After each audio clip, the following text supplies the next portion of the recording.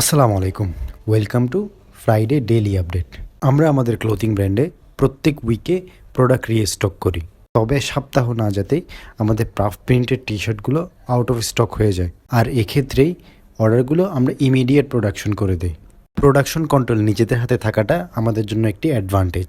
এক্ষেত্রে আমাদের ডেড স্টকের সমস্যাটাও খুব কম ফেস করতে হয়। নিজেদের প্রোডাকশন থাকবার কারণে আমরা ইউনিক জিনিস এক্সপেরিমেন্ট করতে পারি এবং কোয়ালিটি এনশিওর করে আমরা আমাদের কাস্টমারকে ভালো জিনিস পৌঁছে দিতে পারি। দাওয়া পাফ প্রিন্ট টি শার্টগুলো তার অন্যতম একটি উদাহরণ। টি শার্টগুলো প্রথম স্টেজে প্রিন্ট শেষ হওয়ার পরে ঘন্টাখানেক শুকানোর জন্য রাখা হয়। টি শার্টগুলো শুকানোর পরে সেকেন্ড স্টেজে চলে যায় হিট প্রেস সেকশনে।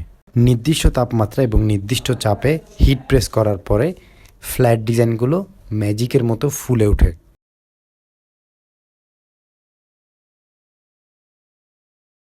আর এভাবেই আপনার পছন্দের পাফ প্রিন্টের দাওয়া টি শার্টগুলো পৌঁছে যায় আপনার কাছে।